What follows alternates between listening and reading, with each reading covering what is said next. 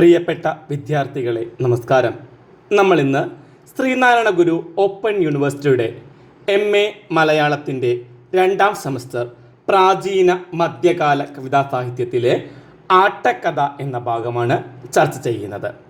ആട്ടക്കഥയിൽ നളചരിതം 1ാം ദിവസത്തിലെ 6 രംഗങ്ങളാണ് പഠിക്കാനായി വെച്ചിട്ടുള്ളത്. രംഗം 1 നിഷധ രാജ കൊട്ടാരം. നള മഹാരാജാവിൻ്റെ കൊട്ടാരത്തിലേക്ക് വന്ന നാരദ മഹർഷിയെ രാജാവ് വന്ദിച്ച് യഥോചിതം സ്വീകരിച്ചിരുത്തി കുശലാന്വേഷണങ്ങൾ നടത്തുന്നു. ദേവന്മാർ പോലും സ്വന്തമാക്കാൻ ആഗ്രഹിക്കുന്ന കുണ്ടിനപുരിയിലെ ദമയന്തി നിനക്ക് അനുരൂപയാണെന്നും അവളെ നേടാനായി യത്നിക്കണമെന്നും പറഞ്ഞു. നാരദൻ അവിടെ നിന്നും പോകുന്നു. നാരദ വാക്ക് കേട്ട നളൻ പിന്നീട് ദമയന്തിയുടെ രൂപഗണങ്ങളെക്കുറിച്ച് തന്നെ ആലോചിച്ചിരിക്കുന്നു. മറ്റു കാര്യങ്ങളിലൊന്നും ശ്രദ്ധിക്കാൻ പറ്റാതായ നളൻ രാജ്യഭാരം മന്ത്രിയെ ഏൽപ്പിച്ച് ഉദ്യാനത്തിലേക്ക് യാത്രയാകുന്നു. രംഗം 2 നിഷധ രാജ കൊട്ടാരത്തിലെ ഉദ്യാനമാണ്. വിജനമായ ഉദ്യാനത്തിൽ വസിക്കുന്ന നളൻ അവിടെ ഒരു സ്വർണ്ണവർണ്ണമുള്ള അരയന്നത്തെ കണ്ടു. കൗതുകത്തോടെ അതിനെ പിടിക്കുന്നു. ഹംസം ദയനീയമായി വിലപിക്കുമ്പോൾ നളൻ അതിനെ വിട്ടയക്കുന്നു. ആ ഹംസം ഉപകാരസ്മരണയോടെ തിരിച്ച് നളന്റെ അടുത്തെത്തി താൻ ദമയന്തിയുടെ മനസ്സറിഞ്ഞു വരാമെന്ന് പറഞ്ഞ് കുണ്ടിനപുരിയിലേക്ക് പോകുന്നു. രംഗം 3 കുണ്ടിനപുരിയിലെ ഉദ്യാനം. കുണ്ടിനത്തിലെ ഉദ്യാനത്തിൽ ദമയന്തിയും തോഴിമാരും കാഴ്ചകൾ കണ്ടു നടക്കുന്നു. കാമപരവശയായ ദമയന്തി ഉദ്യാനം വരെ ദുഷ്കരമായതിനാൽ തോഴിമാരോട് കൂടി തിരിച്ച് കൊട്ടാരത്തിലേക്ക് പോകാൻ ഒരുങ്ങുമ്പോൾ പറന്നു വരുന്ന സ്വർണ്ണഹംസത്തെ കാണുന്നു. ദമയന്തിയെ മെല്ലെ തോഴിമാരിൽ നിന്ന് അകറ്റി ഹംസം തൻ്റെ വാക്ചാതുരിയാൽ അവളുടെ മനസ്സിലുള്ള നളനോടുള്ള പ്രേമം വാക്കുകൊണ്ട് പറയിച്ച് അത് ഇളക്കി ഉറപ്പിക്കുകയും ചെയ്യുന്നു. ഈ വിവരം തിരിച്ച് നളനോട് പറയാൻ ദമയന്തിയും ആവശ്യപ്പെടുന്നു. രംഗം 4 നള രാജധാനിയിലെ ഉദ്യാനം. ഹംസം നിഷധ രാജ്യത്തിലേക്ക് തിരിച്ചു വന്നു. ശോകമുഖനായി ഇരിക്കുന്ന നളനെ കാര്യങ്ങളെല്ലാം പറഞ്ഞ് സമാധാനിപ്പിക്കുന്നു. ഇനി സ്മരിക്കുമ്പോൾ വരാമെന്ന് പറഞ്ഞ് ഹംസം ആകാശത്തിൽ മറയുന്നു. തുടർന്ന് നളൻ ദമയന്തിയുടെ സ്വയംവരത്തിനായുള്ള ക്ഷണം സ്വീകരിച്ച് കുണ്ടിനത്തിലേക്ക് പുറപ്പെടുന്നു. രംഗം 5 ദേവലോകമാർഗം. ഇന്ദ്രൻ ആസ്ഥാന മണ്ഡപത്തിൽ പോയി. അവിടെ അഗ്നി, യമൻ, വരുണൻ എന്നിവർ വന്നു ചേരുന്നു. ഇവിടെ ദേവലോകമാണ് പശ്ചാത്തലം. ഇന്ദ്രനെ കാണാൻ പോകുന്ന നാരദ മഹർഷിയോട് കുശലം പറഞ്ഞ് പർവ്വതനും കൂടെ കൂടുന്നു. രംഗം 6 ദേവലോകം. കുണ്ടിനപുരിയിലേക്ക് പോകുന്ന ഇന്ദ്രാദികൾ വഴിമധ്യത്തിൽ നളനെ കണ്ടുമുട്ടുന്നു. നളൻ അവരെ വന്ദിക്കുന്നു. ദേവന്മാർ 4 പേരിലൊരുത്തനെ വരിക്കണമെന്ന് ദമയന്തിയോട് ചെന്ന് പറയാൻ ദേവന്മാർ ദമയന്തി കാമുകനായ നളനോട് തന്നെ അഭ്യർത്ഥിക്കുന്നു. അതിനായി തിരസ്കരണി മന്ത്രം ഉപദേശിച്ചു കൊടുക്കുന്നു. പുറപ്പാട് ശ്ലോകം 1. പണ്ട് സ്വർഗതുല്യമായ നിഷധ രാജ്യത്ത് ഏറ്റവും പാവനമായ കീർത്തി പൊലിമയോട് കൂടിയവനും നീതിശാലിയും കാമദേവനെ പോലെ സുന്ദരനുമായ നിഷധ രാജാവിൻ്റെ വീരസേന പുത്രനായ നളൻ എന്ന കീർത്തിമാനായ ഒരു രാജാവ് ഉണ്ടായിരുന്നു. ചന്ദ്രവംശജാതനായ നളൻ ബാഹുബലം കൊണ്ട് ശത്രുഗണത്തെ ഭസ്മമാക്കുകയും അവർണ്ണനീയ ഗുണങ്ങളുടെ സുഗന്ധത്തിൽ ലോകം നിറക്കുകയും ചെയ്തു. നാരദമുനി നള മഹാരാജാവിനെ സന്ദർശിച്ച് ദമയന്തിയെ പറ്റി പറയുന്നു. ദമയന്തിയുടെ ഗുണഗണങ്ങൾ കേട്ടതിനെ തുടർന്ന് ദമയന്തിയിൽ അനുരക്തനായ നളൻ പ്രേമപരവശനായി ഉദ്യാനത്തിലിരിക്കുന്നു. അല്ലയോ നാരദ മഹർഷേ, അങ്ങയെ ഞാൻ വന്ദിക്കുന്നു. പാപങ്ങൾ അകന്ന് എൻ്റെ ഗൃഹം ഇപ്പോൾ പരിശുദ്ധമായി. ബ്രഹ്മാവിൻ്റെ പുത്ര, അങ്ങ് ഇപ്പോൾ വരുന്നത് വൈകുണ്ഠത്തിൽ നിന്നോ ദേവലോകത്തു നിന്നോ? അങ്ങയുടെ രൂപം കണ്ടതുകൊണ്ട് പൂർണ്ണചന്ദ്രൻ ഉദിക്കുമ്പോൾ ആമ്പൽ എന്നതുപോലെ എൻ്റെ മനസ്സ് സന്തുഷ്ടമാകുന്നു. അങ്ങയുടെ രൂപം കണ്ടതുകൊണ്ട് പൂർണ്ണചന്ദ്രൻ ഉദിക്കുമ്പോൾ ആമ്പൽ എന്നതുപോലെ എൻ്റെ മനസ്സ്, നളൻ്റെ മനസ്സ് സന്തുഷ്ടമാകുന്നു. അങ്ങയുടെ നിർദ്ദേശമനുസരിച്ച് ഞാൻ എന്താണ് ചെയ്യേണ്ടത് എന്ന് അങ്ങ് പറയുക. തുടർന്ന് നാരദൻ പ്രവേശിക്കുന്നു. നളൻ നാരദനെ ആദരപൂർവ്വം സ്വീകരിക്കുന്നു. തുടർന്ന് നാരദ മഹർഷി സർവലോക സുന്ദരിയായ ദമയന്തിയെക്കുറിച്ച് പറയുന്നു. ദമയന്തി നളനോട് ചേരേണ്ടവൾ തന്നെയാണെന്ന് നാരദൻ അഭിപ്രായപ്പെടുന്നു. കുണ്ടിനപുരിയിലെ സൗന്ദര്യധാമമായ ദമയന്തിയിൽ ദേവന്മാർക്ക് പോലും മോഹമുണ്ട്. രത്നമെല്ലാം നിനക്ക് അവകാശപ്പെട്ടതാണ്. യജ്ഞത്തിന് മാത്രമേ ദേവകൾക്ക് അധികാരമുള്ളൂ. അതിനാൽ അവളെ ലഭിക്കുന്നതിന് വേണ്ടിയുള്ള ശ്രമം അല്ലയോ രാജേന്ദ്ര നിനക്ക് യോജിച്ചത് തന്നെ എന്നാണ് നാരദൻ പറയുന്നത്. ഭൂമിയിലെ രത്നങ്ങൾക്കെല്ലാം അവകാശി രാജാവാണ്. കന്യകാരത്നമായ ദമയന്തിയും അതിനാൽ തന്നെ നള മഹാരാജാവിന് അവകാശപ്പെട്ടതാണ് എന്നാണ് നാരദന്റെ അഭിപ്രായം.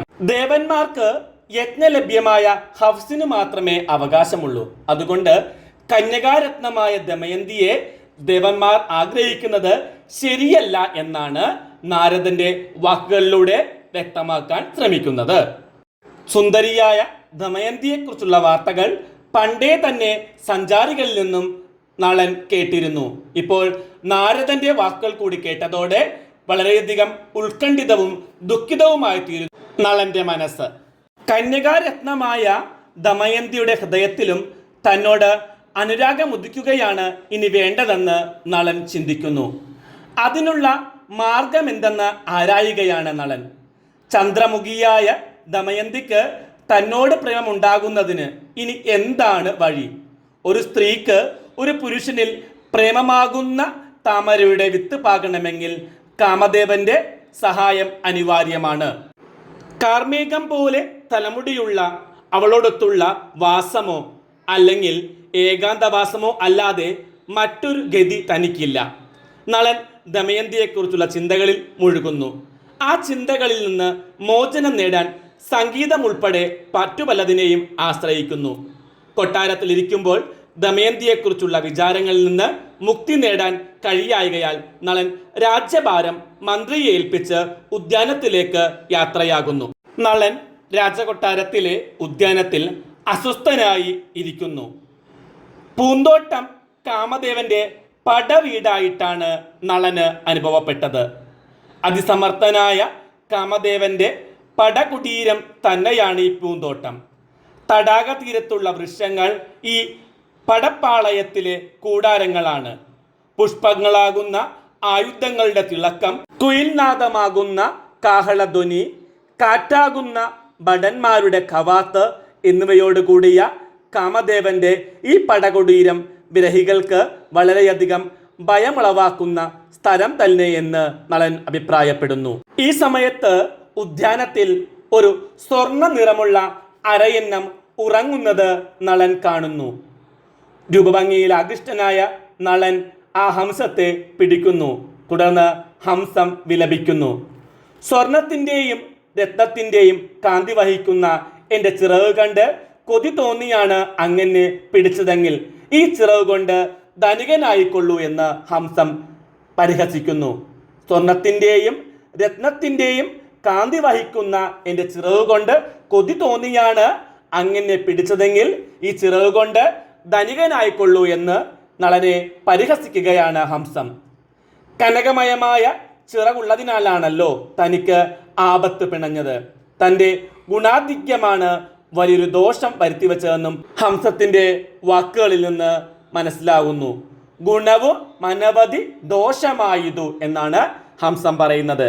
ഗുണവും അനവധി ദോഷമായതു. ഹംസത്തിൻ്റെ വിലാപം എങ്ങനെയായിരുന്നു എന്ന് നോക്കാം. ശിവശിവ, ഞാൻ എന്താണ് ചെയ്യുക? ഈ രാജാവ് എന്നെ ചതിച്ചു കൊല്ലുന്നു. എൻ്റെ കുടുംബത്തിന് ഇനി മറ്റൊരാശ്രയമില്ല. അച്ഛൻ മരിച്ചുപോയി. പുത്രനായി ഞാൻ ഒരാൾ മാത്രം.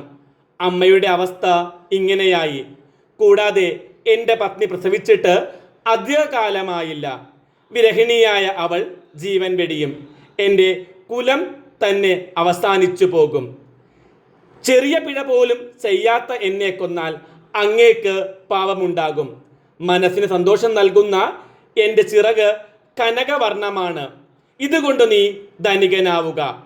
അയ്യോ, ഗുണം തന്നെ ഇവിടെ ദോഷമായി തീർന്നല്ലോ. ഹംസം ചതിവിൽ കൊല്ലപ്പെട്ടാൽ അവനെ ആശ്രയിച്ചു നിൽക്കുന്ന കുടുംബം നശിക്കും.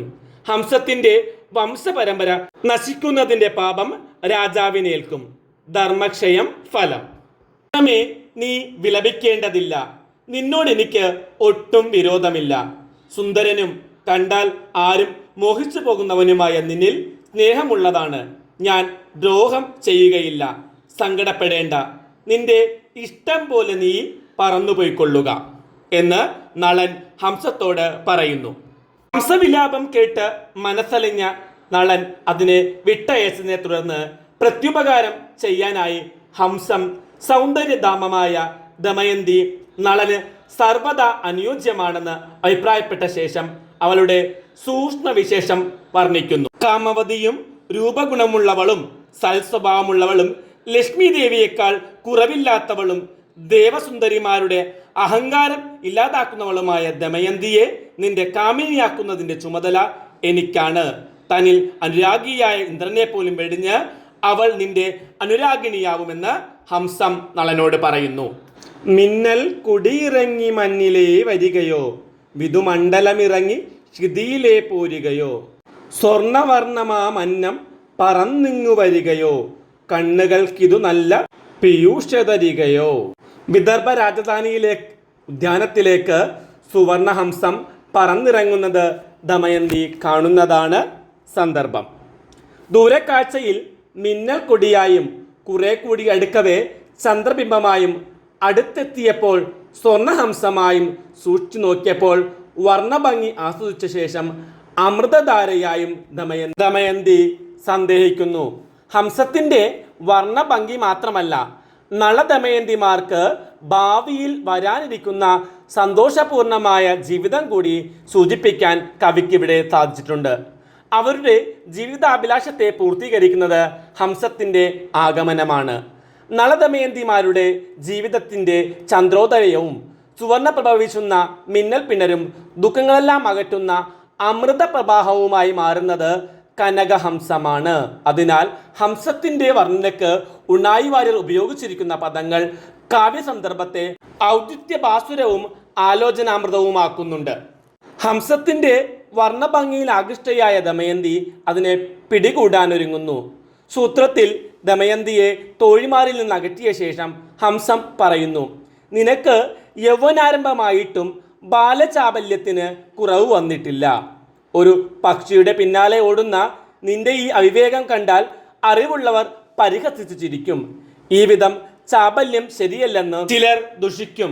മാത്രമല്ല ആലോചിച്ചാൽ നിനക്ക് വഴിപിടക്കുകയും ചെയ്യും എന്ന് ഹംസം പറയുന്നു. നളനോടുള്ള ദമയന്തിയുടെ അനുരാഗം തന്ത്രപൂർവം തിരിച്ചറിയുന്നു.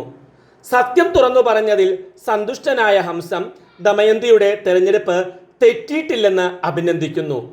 ഹേ കാമിനി, നിങ്ങളുടെ ചേർച്ച രത്നകനകങ്ങളുടെ ചേർച്ച തന്നെ ആകുന്നു.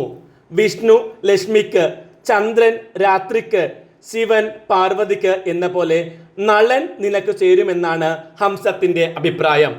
ദമയന്തിക്ക് നളനോടുള്ള അനുരാഗം അവളുടെ വാക്കുകളിൽ നിറഞ്ഞ ഹംസം പെട്ടെന്ന് തിരിച്ചു പോകാൻ തയ്യാറാവുന്നില്ല. അവളുടെ അനുരാഗത്തിന്റെ ദൃഢത തിരിച്ചറിയുന്നതിന്, നിന്റെ അച്ഛൻ നാളെ മറ്റൊരുവന് നിന്നെ വിവാഹം കഴിച്ചു കൊടുത്താൽ പറഞ്ഞതെല്ലാം വിഫലമാവുകയില്ലേ എന്ന് ഹംസം ചോദിക്കുന്നു. അതിന് ദമയന്തി പറയുന്ന മറുപടി ഇങ്ങനെയാണ്: സമുദ്രത്തിലാണല്ലോ നദി ചെന്ന് ചേരേണ്ടത്. അത് തടയുവാൻ നദിയുടെ ജനകനായ കുന്നൊരിക്കലും ശ്രമിക്കുകയില്ലല്ലോ. അന്യത വരുത്തുവാൻ കുന്ന് മുതിർന്നിടുമോ? ഇവിടെ നളൻ സമുദ്രവും നദി ദമയന്തിയും കുന്ന് പിതാവായ ഭീമരാജനുമാണ്. ഹംസം തിരിച്ച് നളന്റെ രാജ്യത്തേക്ക് ചെല്ലുന്നു. ദമയന്തിയുടെ വാക്കുകളെ ഹൃദയത്തിൽ വഹിക്കുന്നവനായ ഹംസം വേഗം പറന്നെത്തി ദമയന്തിയുടെ ആശകളെല്ലാം നളനോട് അറിയിക്കുന്നു. രാജാവേ, നിന്റെ ആഗ്രഹം ഞാൻ ഏതാണ്ട് പൂർണ്ണമായി തന്നെ സാധിച്ചിരിക്കുന്നു. വല്ലാത്ത കാമതാപത്തിൽപ്പെട്ട് നീ തളരരുത്, ഇനി ഹൃദയം പിളരരുത്. ഹംസം, ഞാൻ നിന്റെ മനസ്സിനെയും ദമയന്തിയുടെ മനസ്സിനെയും ദൃഢമായി സന്ധിപ്പിച്ചു കഴിഞ്ഞു. ഇനി ദേവേന്ദ്രൻ വന്നാലും നിങ്ങളുടെ മനസ്സ് ഇളകില്ല. അതിനാൽ രാജാവേ, മറ്റുള്ളവരുടെ കാര്യം പറയേണ്ടതുണ്ടോ? നീ വിചാരിക്കുമ്പോൾ ഞാൻ നിന്റെ സമീപത്ത് വരാം എന്ന് പറഞ്ഞ് ഹംസം പറന്ന് ആകാശത്തിൽ മറഞ്ഞു. തൻ്റെ മകൾ ദമയന്തി നളനിൻ അനുരക്തയാണെന്നറിഞ്ഞ ഭീമരാജാവ് അവളുടെ സ്വയംവരത്തിനായുള്ള ഒരുക്കങ്ങൾ കൂട്ടി. ദമയന്തിയുടെ സ്വയംവര കഥയറിഞ്ഞ് ഇന്ദ്രാദി ദേവന്മാരും അഗ്നി യമവരുണന്മാരും കുണ്ടിനപുരത്തിലേക്ക് എത്തുന്നു. കോട്ടയത്ത് തമ്പുരാനു ശേഷം ആട്ടക്കഥയിൽ വ്യക്തിമുദ്ര പതിപ്പിച്ച അനുഗ്രഹീത കവി ആയിരുന്നു ഉണ്ണായി വാര്യർ. ഉത്കൃഷ്ടമായ ലക്ഷ്യത്തോടെ കാവ്യരചന നടത്തിയ മലയാള മഹാകവികളിൽ അഗ്രഗണ്യനാണ് വാര്യർ. കഥകളി എന്ന മാധ്യമത്തിലൂടെ കേരളീയമായ ഒരു നാടക പദ്ധതി ആവിഷ്കരിക്കുകയായിരുന്നു വാര്യരുടെ ഉദ്ദേശ്യം. അതിനായി കഥകളിയുടെ രൂപഭാവ ശില്പങ്ങളിൽ ഇതര ഭിന്നമായ ഒരു മാതൃക അദ്ദേഹം സ്വീകരിച്ചു. ആംഗികാഭിനയ പ്രധാനമായ ഒരു കലയായിട്ടാണ് പൂർവികർ കഥകളിയെ വീക്ഷിച്ചത്. എന്നാൽ കഥകളിയെ നാടകത്തിൻ്റെ സീമയിലേക്ക് ഉയർത്തുവാൻ വാര്യർക്ക് കഴിഞ്ഞു. ഭാവാഭിനയ പ്രധാനമായ കഥകളിയിൽ രസാഭിനയത്തിനുള്ള സാധ്യതകൾ വർദ്ധിപ്പിച്ചു. ആദിമധ്യാന്തങ്ങളോട് കൂടിയ ലക്ഷണയുക്തമായ ഇതിവൃത്തം, ധീരോദാത്ത നായകൻ, സ്ഥായിയായ രസം, പോഷകരസങ്ങൾ എന്നിങ്ങനെ നാടക ലക്ഷണങ്ങൾ ഒത്തിണങ്ങിയ ഒരു ആട്ടക്കഥ ഉണ്ണായിയുടെ നളചരിതത്തിന് മുമ്പും പിമ്പും ഉണ്ടായിട്ടില്ല. അതിനാലത്രേ ജോസഫ് മുണ്ടശ്ശേരി നളചരിതത്തെ കേരളത്തിന്റെ ശാകുന്തളം എന്ന് വിശേഷിപ്പിച്ചത്. ഉണ്ണായി വാര്യരുടെ ജീവിത വീക്ഷണവും തത്വശാസ്ത്രവും നളചരിതത്തിൽ ഉടനീളം കാണാൻ സാധിക്കും. നളദമയന്തിമാരുടെ കേവലമായ കഥ ആഖ്യാനം ചെയ്യുക എന്നതായിരുന്നില്ല കവിയുടെ ലക്ഷ്യം. ആഭിജാതനായ ഒരു രാജാവ്, മദനനായ ഒരു ഭർത്താവ് എന്നിങ്ങനെ പല നിലകളിൽ നളൻ അനുഷ്ഠിക്കേണ്ട ധർമ്മങ്ങൾ, കർമ്മ പദ്ധതിയിൽ അദ്ദേഹത്തിനുണ്ടായ നേട്ടങ്ങൾ, ഇടയ്ക്ക് സംഭവിച്ച പാളിച്ചകൾ എന്നിങ്ങനെ സുപ്രധാനങ്ങളായ കാര്യങ്ങളുടെ അടിസ്ഥാനത്തിൽ ലോകത്തിന് ആ കഥാപാത്രം നൽകിയ സംഭാവന വിലയിരുത്തുകയായിരുന്നു അദ്ദേഹം. ധർമ്മബോധത്തോടു കൂടിയ ജീവിതം മനുഷ്യനെ മഹത്വത്തിലേക്ക് ഉയർത്തുമെന്നും നിസ്സാരമായ ധർമ്മലോകം പോലും ഭാവി ജീവിതത്തെ സാരമായി ബാധിക്കുമെന്നും അത് ജീവിത അധപ്പതനത്തിന് വഴിതെളിയിക്കുമെന്നും ദൃഷ്ടാന്തീകരിച്ച ഒരു ഇതിഹാസ കഥയാണ് നളചരിതം. ധർമ്മോദ്ദേശപരമായ ആ കഥയുടെ മഹത്വം വെളിപ്പെടുത്തുന്നതിന് വേണ്ടിയാണ് വാര്യർ നളചരിതം എന്ന കാവ്യം രചിച്ചത്. മഹാഭാരതം ആരണ്യപർവ്വത്തിലാണ് നളകഥ ആദ്യമായി ആഖ്യാനം ചെയ്യപ്പെട്ട് കാണുന്നത്. മഹാഭാരതത്തിലെ നളോപാഖ്യാനം അടിസ്ഥാനമാക്കിയാണ് ഉണ്ണായി വാര്യർ നളചരിതം ആട്ടക്കഥ രചിച്ചത്. ഉണ്ണായി വാര്യർക്ക് മുമ്പുള്ള കഥകളിയിൽ ഒരേ അച്ചിൽ വാർത്ത കുറെ കഥാപാത്രങ്ങളെയാണ് നമുക്ക് കാണാൻ കഴിഞ്ഞത്.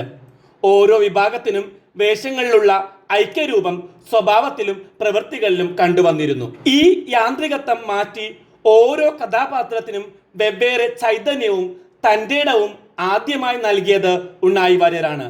അപ്രധാനങ്ങളായ കഥാപാത്രങ്ങൾക്ക് പോലും മിഴിവും തികവും വരുത്തിയാണ് വാര്യർ അവതരിപ്പിച്ചിട്ടുള്ളത്. ഇന്നത്തെ ക്ലാസ് നമുക്ക് ഇവിടെ അവസാനിപ്പിക്കാം. മറ്റൊരു ക്ലാസ്സുമായി കാണും വരെ എല്ലാവർക്കും നന്ദി, നമസ്കാരം.